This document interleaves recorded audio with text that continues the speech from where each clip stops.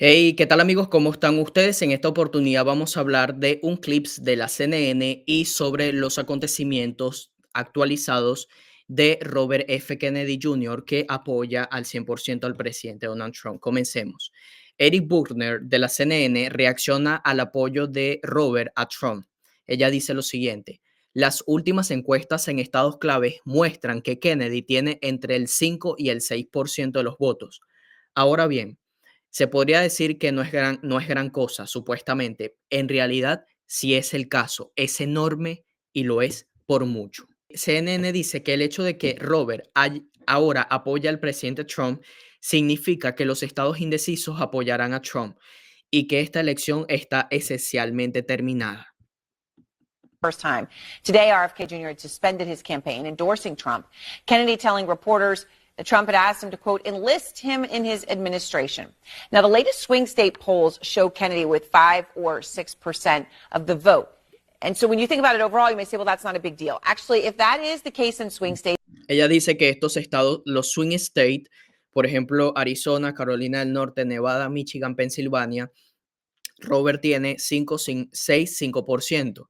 Muchos votantes están diciendo de que esto no va a influir en las elecciones. Déjame decirte que sí. Inclusive la propia periodista de la CNN dice que esto podría determinar el futuro para las elecciones del 5 de noviembre a favor de Donald Trump. It is huge. It is everything. It is more than the margin between Harris and Trump in some of those same states. First time.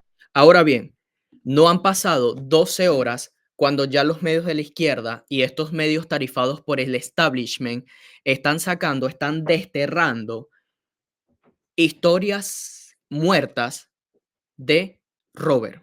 Acusan a Robert Jr. de ser traficante de cocaína en la Universidad de Harvard, según una denuncia de un ex compañero de clase. Robert F. Kennedy Jr. acusado de ser traficante de cocaína en la Universidad de Harvard, mientras habla un ex compañero de clase. Señores, no pasaron ni 12 horas cuando todos estos medios están comenzando a acusar a Robert en este preciso instante por el simple hecho de ponerse del lado de la verdad. Increíble. Las afirmaciones explosivas provino del autor Kurt Anderson el viernes en una columna mordaz para El Atlántico. Más temprano en ese día, Kennedy suspendió su campaña presidencial de tercer partido y candidato republicano respaldado por Donald Trump. Este compañero de clase afirmó que cuando era estudiante de Harvard en la década de 1970, compró cocaína a Robert y su hermano Joseph por $40 en un dormitorio. Ahora, todos estos compañeros de clase se están contactando con los medios del establishment para decir: Robert fumaba cigarrillo. Robert, en el año 1880, cuando él nació, es un ejemplo, dijo que Dios es bueno. Entonces, ese tipo de cosas es porque los medios de comunicación están tan desacreditados, señores. Esto es un artículo que publicó El Atlántico. Acusan a Bobby que era un traficante de drogas. El respaldo de Kennedy y Donald Trump plantea una pregunta incómoda. Así lo detalla. El medio de la izquierda dice: el principal candidato a la presidencia por tercer partido, un abogado y activista medioambiental, hijo y sobrino de legendarios políticos demócratas liberales, acaba de abandonar la carrera y anunció que se unirá a la campaña del presidente y candidato presidencial más antiambiental de la historia reciente. El líder de un partido republicano al que se ha convertido en un culto a la personalidad protofascista, antidemocrático y de derecha. Podría seguir catalogándolo las contradicciones y el abandono de principios, todos atónitos. Este medio de comunicación de la izquierda, señores, está destilando veneno. Es impresionante que después de que Bobby retiró su candidatura presidencial, sacaron este artículo a la luz de que Bobby o Robert vendía estupefaciente cuando era adolescente. Pero esto no va a detener a nadie, porque América está unida.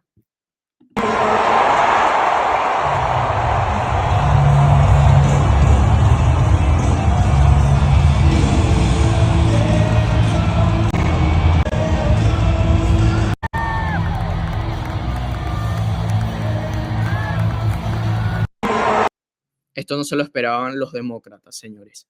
Cuando un presidente de Estados Unidos se confabula con las empresas de medios de comunicación o las coacciona directamente para que se censure el discurso político, están atacando nuestros derechos más sagrados, que es la libre expresión. Bobby dice lo siguiente, escuchen.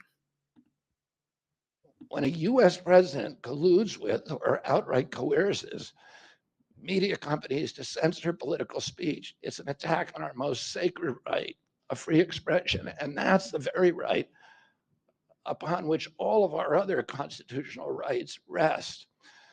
President Biden mocked Vladimir Putin's 88% landslide in the Russian elections, observing that Putin and his party controlled the Russian press and that Putin prevented serious opponents from appearing on the ballot.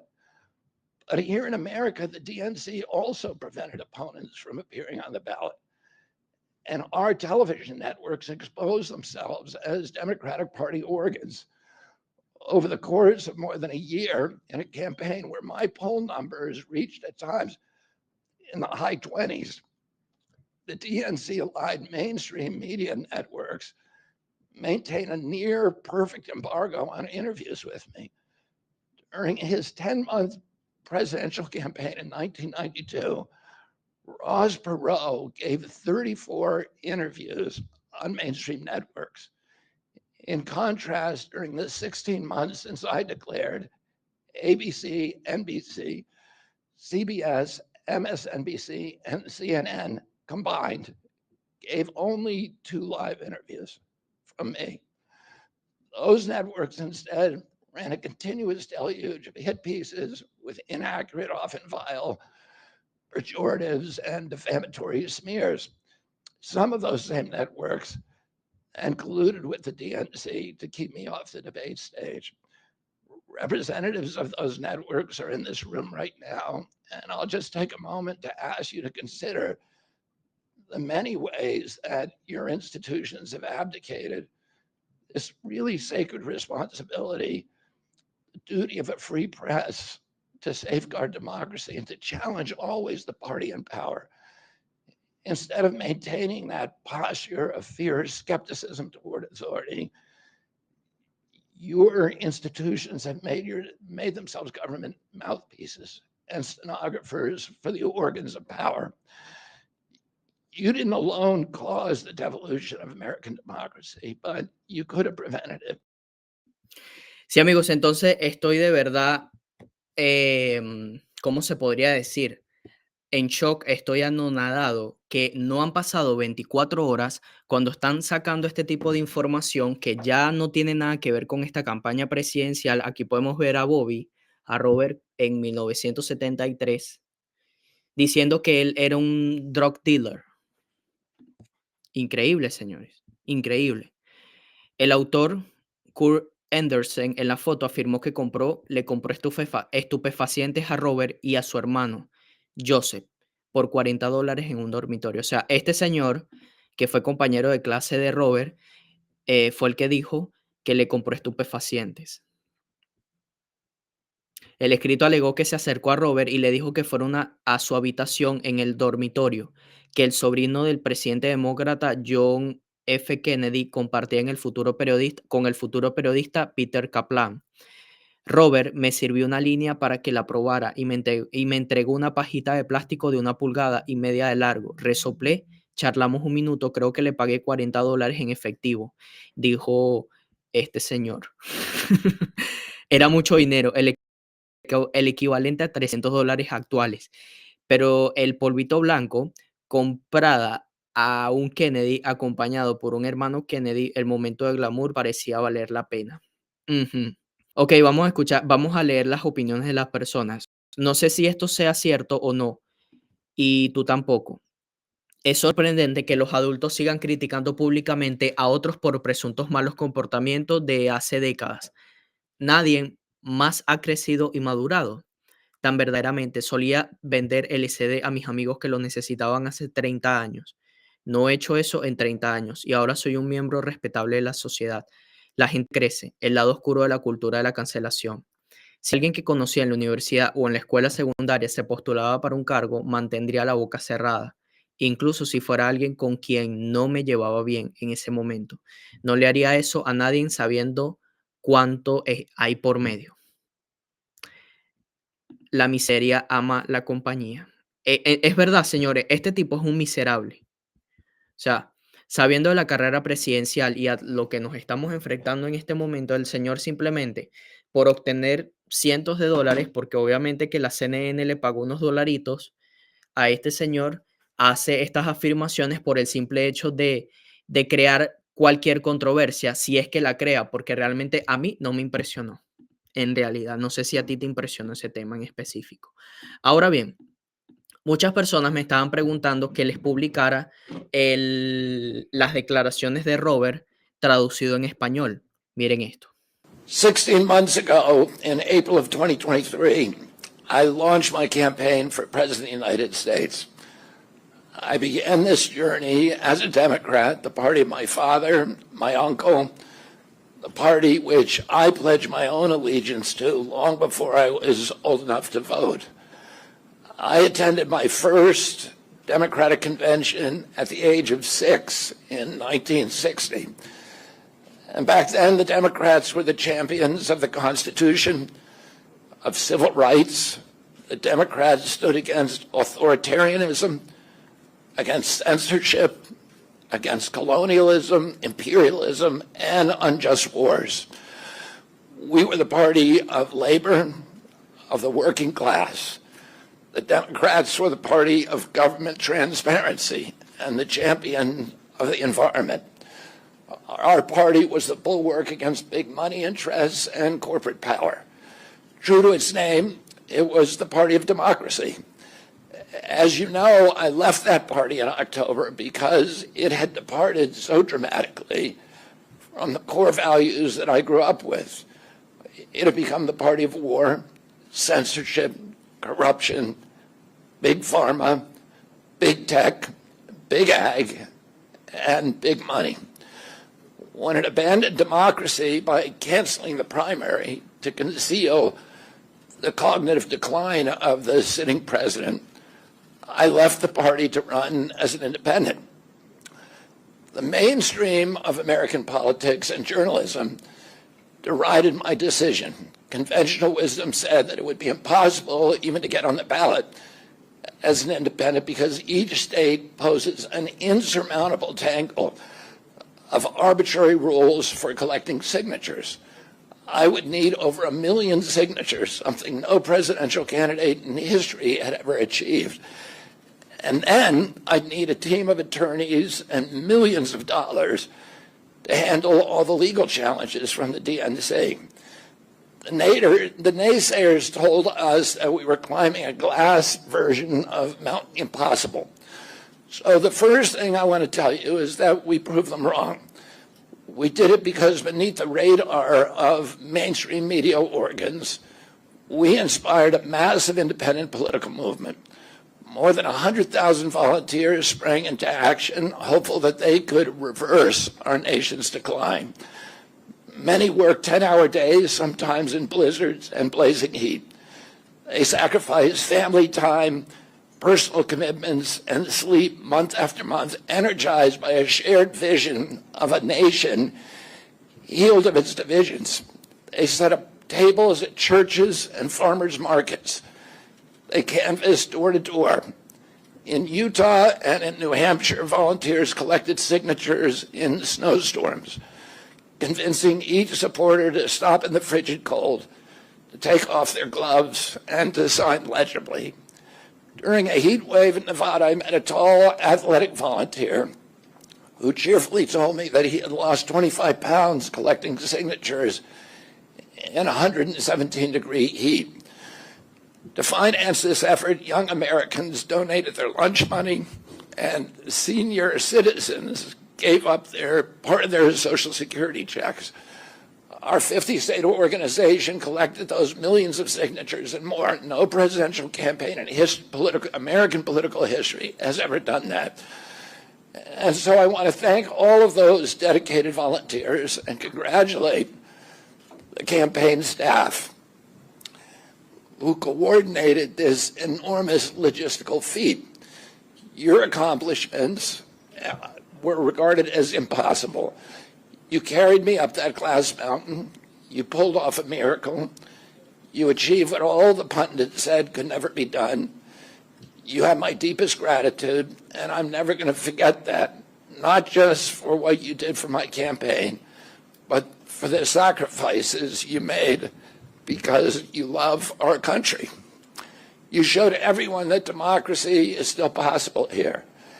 It continues to survive in the press and in the idealistic human energies that still thrive beneath a canvas of neglect and of official and institutional corruption.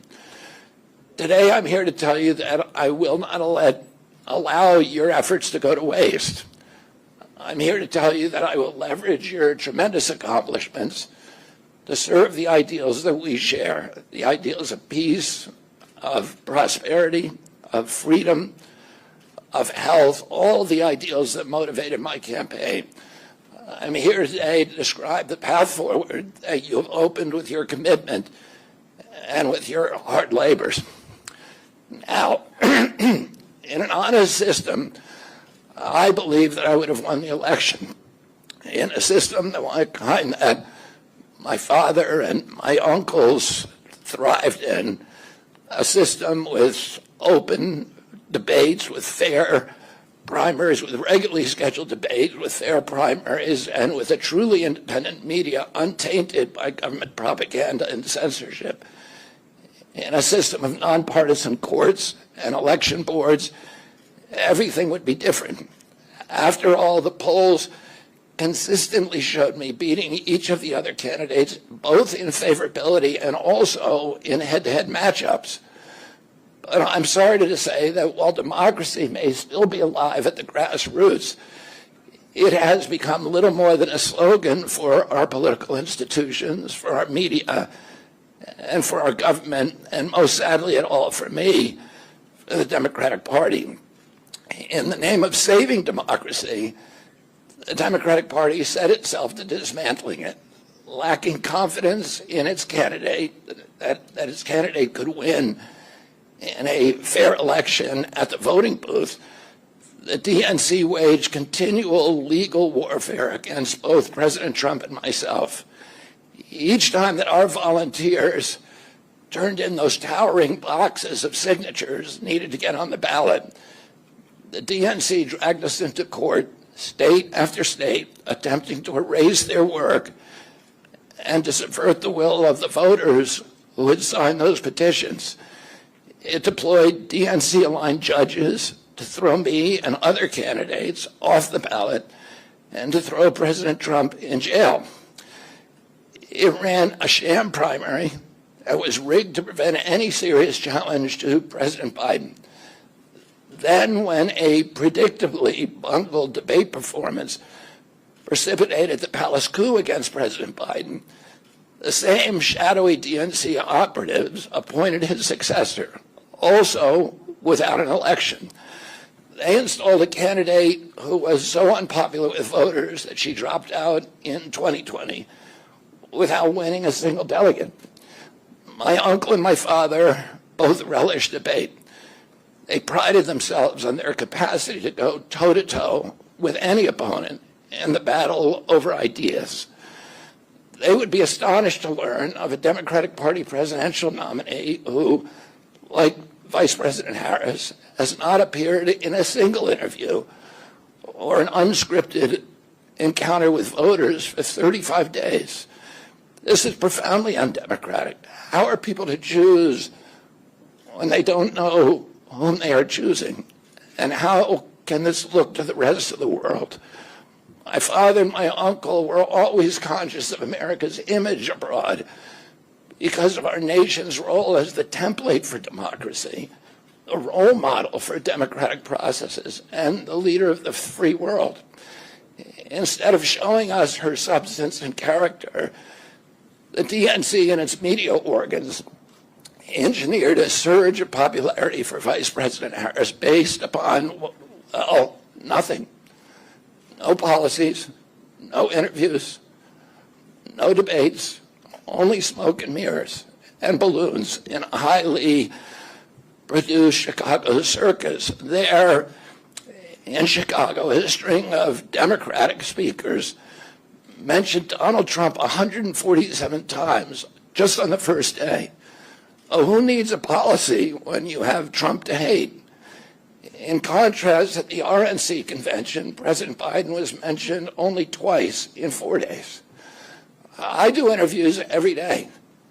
Many of you have interviewed me. Anybody who asks gets to interview me. Some days I do as many as 10. President Trump, who actually was nominated and won an election, also does interviews daily. How did the Democratic Party choose a candidate that has never done an interview or debate during the entire election cycle? We know the answers. They did it by weaponizing the government agencies. They did it by abandoning democracy. They did it by suing the opposition and by disenfranchising American voters. What most alarms me isn't how the Democratic Party conducts its internal affairs or runs its candidates. What alarms me is the resort to censorship and media control and the weaponization of the federal agencies. When a U.S. president colludes with or outright coerces media companies to censor political speech, it's an attack on our most sacred right of free expression, and that's the very right upon which all of our other constitutional rights rest. President Biden mocked Vladimir Putin's 88% landslide in the Russian elections, observing that Putin and his party controlled the Russian press and that Putin prevented serious opponents from appearing on the ballot. But here in America, the DNC also prevented opponents from appearing on the ballot. And our television networks expose themselves as Democratic Party organs. Over the course of more than a year, in a campaign where my poll numbers reached at times in the high 20s, the DNC-aligned mainstream media networks maintain a near perfect embargo on interviews with me. During his 10-month presidential campaign in 1992, Ross Perot gave 34 interviews on mainstream networks. In contrast, during the 16 months since I declared, ABC, NBC, CBS, MSNBC, and CNN combined gave only 2 live interviews from me. Those networks instead ran a continuous deluge of hit pieces with inaccurate, often vile, pejoratives and defamatory smears. Some of those same networks and colluded with the DNC to keep me off the debate stage. Representatives of those networks are in this room right now, and I'll just take a moment to ask you to consider the many ways that your institutions have abdicated this really sacred responsibility, the duty of a free press to safeguard democracy and to challenge always the party in power. Instead of maintaining that posture of fierce skepticism toward authority, your institutions have made themselves government mouthpieces and stenographers for the organs of power. You didn't alone cause the devolution of American democracy, but you could have prevented it. The Democratic Party's censorship of social media was even more of a naked exercise of executive power. This week, a federal judge, Terry Doty, upheld my injunction against President Biden, calling the White House's censorship project, quote, the most egregious violation of the First Amendment in the history of the United States of America. Doty's previous 155-page decision details how just 37 hours after he took the oath of office, swearing to uphold the Constitution, President Biden and his White House opened up a portal and then invited the CIA, the FBI, CISA, which is a censorship agency, it's the center of the censorship industrial complex, DHS, the IRS, and other agencies to censor me and other political dissidents on social media. Even today, users who try to post my campaign videos to Facebook or YouTube get messages that this content violates community standards. 2 days after Judge Doty rendered his decision this week, Facebook was still attaching warning labels to an online petition calling on ABC to include me in the upcoming debate. They said that violates community standards, their community standards. The mainstream media was once the guardian of the First Amendment and democratic principles, and it's joined this systemic attack on democracy. It also, the media justifies their censorship on the grounds of combating misinformation, but governments and oppressors don't censor lies. They don't fear lies. They fear the truth, and that's what they censor. And I don't want any of this to sound like a personal complaint, because it's not. For me, it's all part of a journey, and it's a journey that I signed up with. But I need to make these observations because I think they're critical for us doing the thing that we need to do as citizens in a democracy to assess where we are in this country and what our democracy still looks like, and the assumptions about U.S. leadership around the globe. And are we really still a role model for democracy in this country? Or have we made it, a kind of a joke? And here's the good news. While mainstream outlets denied me a critical platform, they didn't shut down my ideas, which have especially flourished among young voters and independent voters, thanks to the alternative media. Many months ago, I promised the American people that I would withdraw from the race if I became a spoiler. A spoiler is someone who will alter the outcome of the election but has no chance of winning.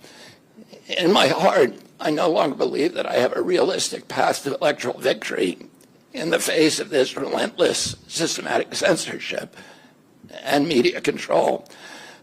So I cannot in good conscience ask my staff and volunteers to keep working their long hours or ask my donors to keep giving when I cannot honestly tell them that I have a real path to the White House. Furthermore, our polling consistently showed that by staying on the ballot in the battleground states, I would likely hand the election over to the Democrats with whom I disagree on the most existential issues: censorship, war, and chronic disease. Last summer, it looked like no candidate was willing to negotiate a quick end to the Ukraine war, to tackle chronic disease epidemic, to protect free speech, our constitutional freedoms, to clean corporate influence out of our government, or to defy the neocons and their agenda of endless military adventurism. But now one of the two candidates has adopted these issues as his own, to the point where he has asked to enlist me in his administration. I'm speaking, of course, of Donald Trump. Less than 2 hours after President Trump narrowly escaped assassination, Callie Means called me on my cell phone. I was then in Las Vegas. Callie is arguably the leading advocate for food safety, for soil regeneration, and for ending the chronic disease epidemic that is destroying America's health and ruining our economy. Callie has exposed the insidious corruption at the FDA, the NIH, the HHS, and the USDA that has caused the epidemic. Callie had been working on and off for my campaign, advising me on those subjects since the beginning. And those subjects have been my primary focus for the last 20 years. I was delighted when Callie told me that day that he had also been advising President Trump. He told me President Trump was anxious to talk to me about chronic disease and other subjects, and to explore avenues of cooperation. He asked if I would take a call from the president. President Trump telephoned me a few minutes later, and I met with him the following day. A few weeks later, I met again with President Trump and his family members and closest advisors in Florida. In a series of long, intense discussions, I was surprised to discover that we are aligned on many key issues. In those meetings, he suggested that we join forces as a unity party. We talked about Abraham Lincoln's team of rivals. That arrangement would allow us to disagree publicly and privately, and fiercely if need be, on issues over which we differ, while working together on the existential issues upon which we are in concordance. I was a ferocious critic of many of the policies during his first administration, and there are still issues and approaches upon which we continue to have very serious differences. But we are aligned with each other on other key issues, like ending the forever wars, ending the childhood disease epidemics, securing the border, protecting freedom of speech, unraveling the corporate capture of our regulatory agencies, getting the U.S. intelligence agencies out of the business of propagandizing and censoring and surveilling Americans and interfering with our elections. Following my first discussion with President Trump, I tried unsuccessfully to open similar discussions with Vice President Harris. Vice President Harris declined to meet or even to speak with me. Suspending my candidacy is a heart-rending decision for me, but I'm convinced that it's the best hope for ending the Ukraine war and ending the chronic disease epidemic that is eroding our nation's vitality from the inside, and for finally protecting free speech. I feel a moral obligation to use this opportunity to save millions of American children above all things. For 19 years, I prayed every morning that God would put me in a position to end this calamity. The chronic disease crisis was one of the primary reasons for my running for president, along with ending censorship in the Ukraine war. It's the reason I've made the heart-wrenching decision to suspend my campaign and to support President Trump. This decision is agonizing for me because of the difficulties it causes my wife and my children and my friends. But I have the certainty that this is what I've meant to do. And that certainty gives me internal peace, even in storms. If I'm given the chance to fix the chronic disease crisis and reform our food production, I promise that within 2 years, we will watch chronic disease burden lift dramatically. We will make Americans healthy again. Within 4 years, America will be a healthy country. We will be stronger, more resilient, more optimistic, and happier. I won't fail in doing this. Ultimately, the future, however it happens, is in God's hands and in the hands of the American voters and those of President Trump.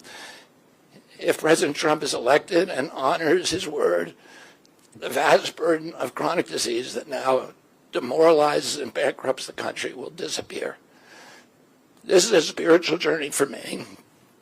I reached my decision through deep prayer, through hard-nosed logic, and I asked myself, what choices must I make to maximize my chances to save America's children and restore national health?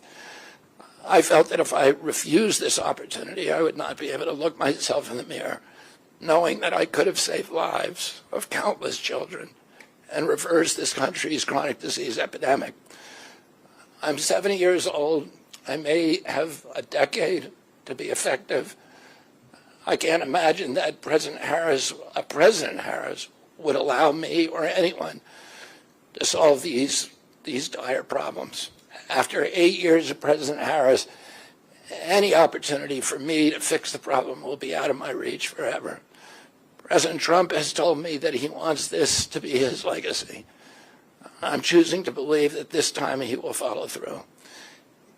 His son, his biggest donors, his closest friends, and all support this objective. My joining the Trump campaign will be a difficult sacrifice for my wife and children, but worthwhile if there's even a small chance of saving these kids. ultimately, the only thing that will save our country and our children is if we choose to love our kids more than we hate each other. That's why I launched my campaign to unify America. My dad and uncle made such an enduring mark on the character of our nation, not so much because of any particular policies that they promoted, but because they were able to inspire profound love for our country and to fortify our sense of ourselves as a national community held together by ideals. They were able to put their love into the intentions and hearts of ordinary Americans and to unify a national populist movement of Americans, blacks and whites, Hispanics, urban and rural Americans. They inspired affection and love and high hopes and a culture of kindness that continue to radiate among Americans from their memory. That's the spirit on which I ran my campaign and that I intend to bring into the campaign of President Trump. Instead of vitriol and polarization, I will appeal to the values that unite us, the goals that we could achieve if only we weren't at each other's throats. The most unifying theme for all Americans is that we all love our children. If we all unite around that issue now, we can finally give them the protection, the health, and the future that they deserve. Thank you all very much. Sí, amigos, esas fueron las declaraciones de Robert F. Kennedy Jr. Los demócratas cometieron un gran error. Pensaron que Robert se sentaría y permanecería en silencio como lo hizo Bernie Sanders. MAGA se ha vuelto mucho más grande. Quiero mostrarte una foto que es la definición perfecta de lo que los demócratas se están arrepintiendo. Primeramente, Elon Musk se acercó a los demócratas lo apartaron. Tulsi Gabbard se acercó a los demócratas la apartaron. Robert los apartó. Donald Trump les extendió los brazos. Y actualmente todo el equipo está junto con el presidente Donald Trump y los demócratas le dicen a estas personas por qué están ayudando al presidente cuando ustedes desde un principio le sacaron el dedo medio a estas personas. Sí, amigos. Gunther dice lo siguiente: Robert F. Kennedy Jr. endorsed Trump and this happened. Esto es un golpe de Estado por parte de los medios de comunicación de la izquierda contra Robert F. Kennedy Jr. Mientras tanto, cuando acusan a Robert de que vendió estupefacientes cuando estaba en la universidad, todavía no se ha encontrado quién fue el autor. Supuestamente todavía no se ha encontrado porque obviamente que sabemos quién fue. En el polvito blanco en la Casa Blanca, ¿se acuerdan de eso? Mientras tanto, encontraron polvito blanco en la Casa Blanca y todavía no tenemos confirmación quién lo trajo allí. Ya nosotros sabemos quién fue. Amigos, hasta aquí dejo el video, hasta aquí dejo el episodio y nos vemos en unas horas con un siguiente episodio importante para todos ustedes como tanto se lo merecen. Hasta luego.